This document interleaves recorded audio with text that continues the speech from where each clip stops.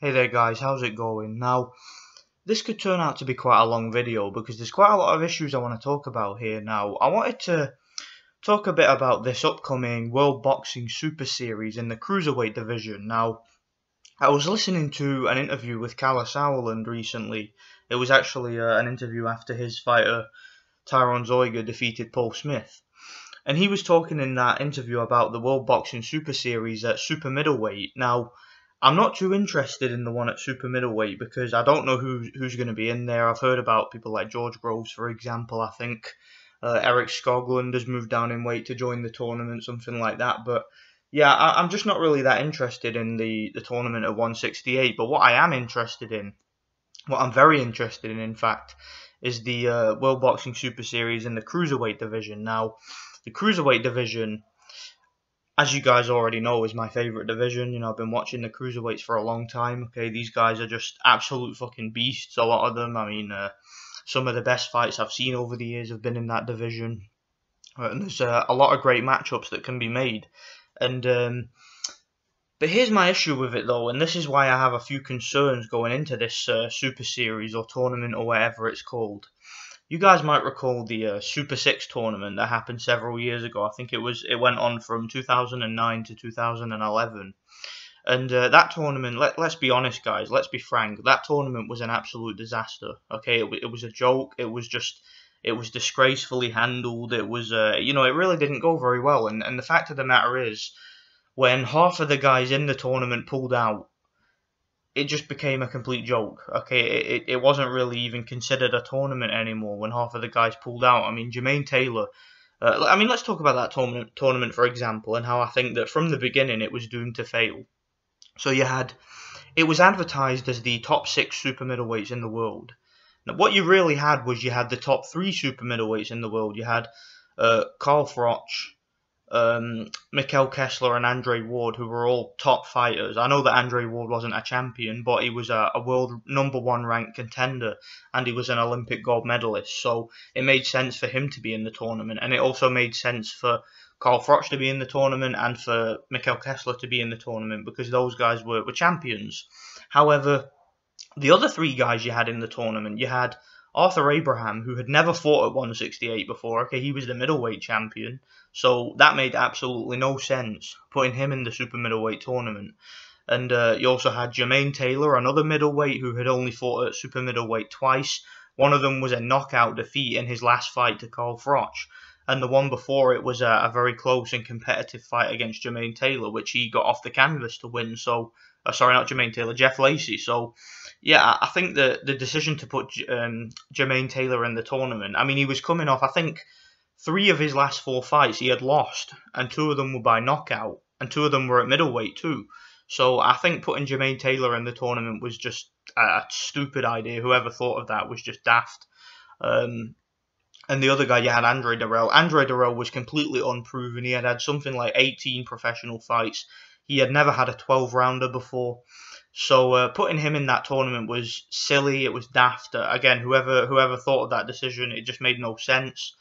We didn't know what Andre Dirrell was made of. Okay, he wasn't considered to be, a top guy in the division. Hardly anybody even knew who he was before the tournament. So, I mean, yeah, he was an Olympian in that, but as a professional, going up the rankings, he hadn't beaten any credible contenders. So, certainly not any credible 168 contenders. I mean, he did fight people like Curtis Stevens, for example, but nobody who was credible at 168. So I think having him in the tournament was pretty foolish, especially when you had guys like Robert Stiglitz, who was the WBO champion, who was a very underrated fighter, and you had Lucien Boutte too, who was the IBF champion, who I think many people felt was #1 in the division at the time.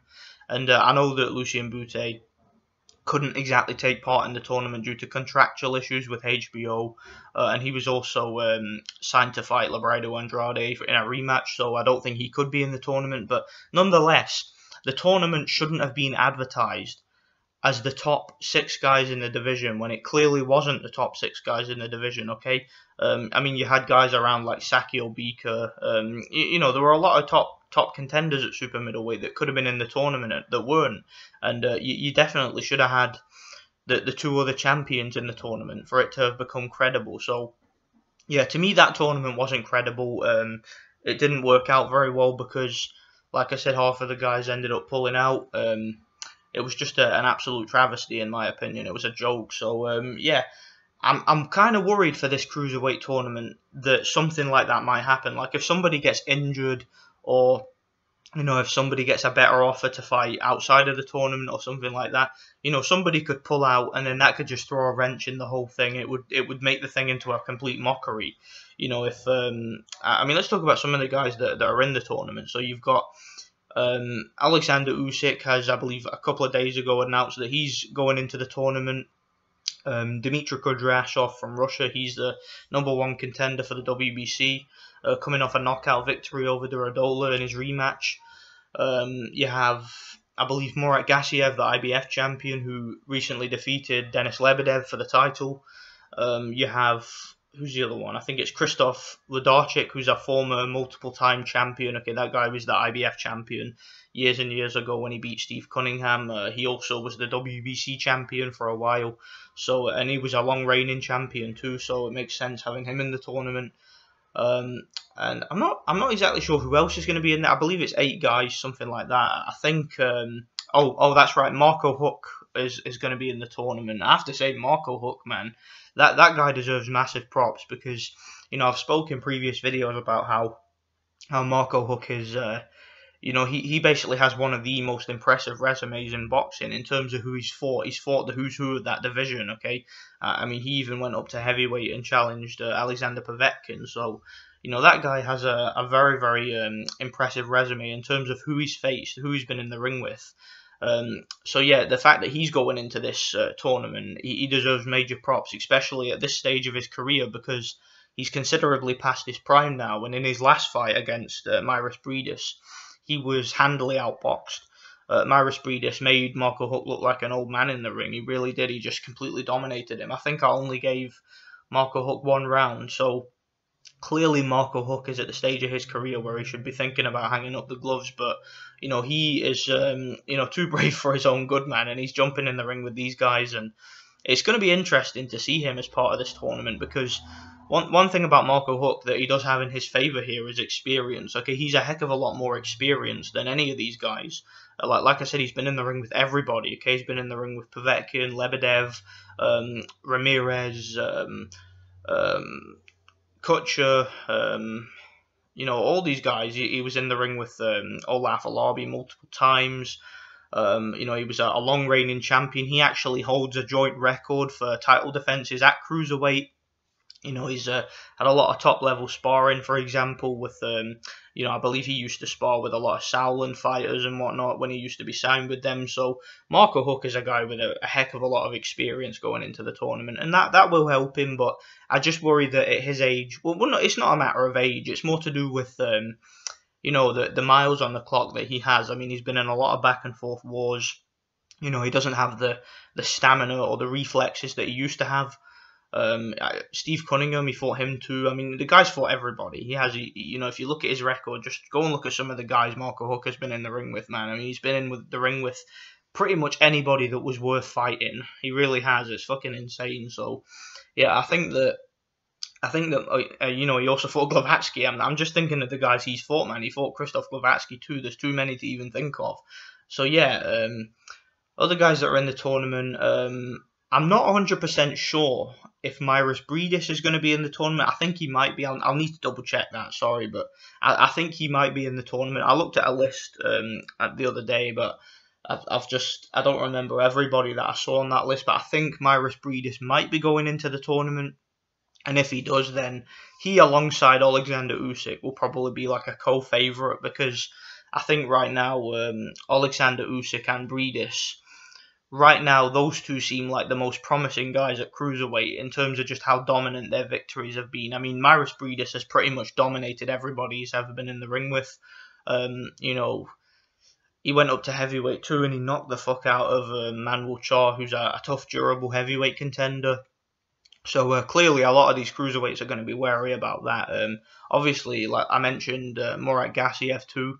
He's similar to Kudryashov in the sense that he's just such a big, strong, heavy-handed, imposing guy, and he would have a puncher's chance against anybody. And you know, the more I think about it, I'm very excited about this tournament. I mean, I would love to see a fight between Kudryashov and Maris Bridis, for example, or because he's Maris Bridis is mandatory, or a fight between Kudryashov and Gassiev. The one cruiserweight champion who I think has been left out of the loop here, you know, he's not part of the tournament, is Denis Lebedev. I don't think he's taken part in the tournament, and that's up to him. I don't think it's, I don't really think he was given a choice from what I've seen from the reports. But you know, Denis Lebedev, he's got a fight coming up against Mark Flanagan from Australia this weekend, and I don't think that he's been entered into the tournament. I think he's the one belt holder at cruiserweight that hasn't. And it would have been interesting to see him in the tournament because although he did lose to Gassiev, Denis Lebedev is another one of these guys who, like Marco Huck, is you know, he's fought pretty much everybody that he had to fight. Okay, he's never ducked a fight. He's fought top level competition. In fact, him and Huck actually fought years ago, and Marco Huck won a controversial split decision that a lot of people felt that Lebedev actually won. So, yeah, it would have been nice to see a rematch between those two, but I don't think that's going to happen. You know, but there was a few other things I wanted to talk about with this tournament. This was the issue that was really on my mind. Okay, this is why I wanted to make this video, and I wanted to talk about this because one of the biggest issues with the Super 6 tournament was the fact that it was a bit of a bother working out where these guys were going to fight. Now, I'll give you an example. You had Arthur Abraham, Carl Froch, Kessler, Darrell, and Jermaine Taylor, and of course Alan Green and whatnot, who entered into the tournament. All of those guys had to travel to their opponents' backyards in order to fight them for the tournament, which obviously gave them a disadvantage in certain fights. Yet you had one guy, and it was Andre Ward, who was able to fight every single fight in his fucking hometown. I mean, it was just scandalous. It made no sense. Just think about that for a second. Let that sink in. You've got a tournament of 6 guys. 5 of those guys have to travel. You know, not every time, but a lot of the time. 5 of those guys had to travel in order to face their opponent in their opponent's hometown. And yet one guy gets every single fight in his hometown with you know, judges and officials of his nationality giving him the advantage every time. I mean, there's just no justice there, is there? And I think that the way that the Super 6 was managed, the way that Andre Ward was able to get every fight at home, it was just pathetic and it was disgraceful and it just reeked of corruption. And what I wanted to talk about here was I really, really hope that with this Cruiserweight tournament coming up, this World Boxing Super Series, I really hope there is no home advantage. I think what they should do is they should put all these guys in a neutral venue for every single fight. Like, say if you get Murat Gassiev fighting Kudryashov, for example. Now, they could have that fight anywhere in Russia because both of those guys are from Russia, so there wouldn't really be any favoritism there. You know, they could put that fight in Moscow, for example.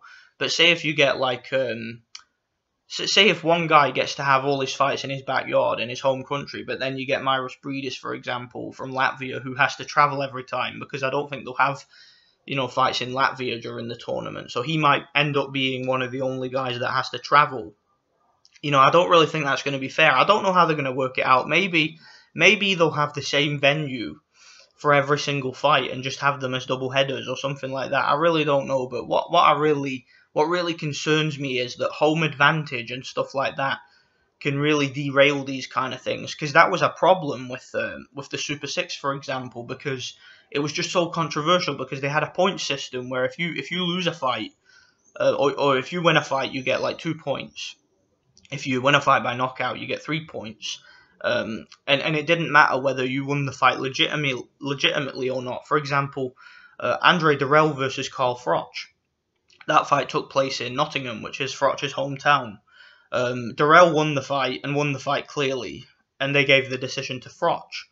And that obviously gave Froch 2 points, and then Darrell was behind. You know, he was at the very back of the queue because he didn't get a win in the first stage. So I think that corruption and stuff like that will just make a complete mockery of the tournament, which is why I don't think that any guy should be able to get home advantage in the tournament. I think in order for the tournament to be credible, they need to allow everybody to have an equal opportunity here. Okay, they can't allow just certain guys to fight in their backyard and other guys from more obscure countries to have to travel all the time. I mean, you can't allow Marco Huck to get every single fight in Germany, can you? You know, you can't allow Maris Bridis to get every single fight in Latvia. You can't allow Gassiev or Kudryashov to get every fight in Russia. You know, you need to have a certain level of consistency, which the Super Six didn't have because they allowed Andre Ward to fight every fight at home. So I think that with this tournament, I really hope that they find a way to sort that out. You know, like I said, I don't know how they're going to do it. You know, I'll maybe read some more about it. All I know is what I heard from Kalle Sauerland and from what I read from a few articles about who's going into this tournament. So yeah, you know, what do you guys think about this tournament? Do you think it's a good idea? Like I said, I've got concerns about it because of how the Super Six went and because I just think that it's going to be difficult in order to regulate the tournament. You know, they can't guarantee that people are not going to pull out. They can't guarantee that there's not going to be any corruption involved because, I mean, if you're giving guys a fight in their backyard, you know, there's always a chance of a controversial decision and stuff like that. So, yeah, let me know what you guys think anyway. Do you think it's a good idea? You know, if you guys have got any more information about it, let me know because I don't know much about it. Like I said, I only know what I heard from Kalle Sauerland and what I've read online and whatnot. So I don't really know much about the tournament. I don't know where it's going to take place. I don't know how it's going to be regulated. But I think it's a good idea, but it's an idea that could turn out to be a flop like the Super Six was. So let me know what you guys think anyway, and thanks for watching.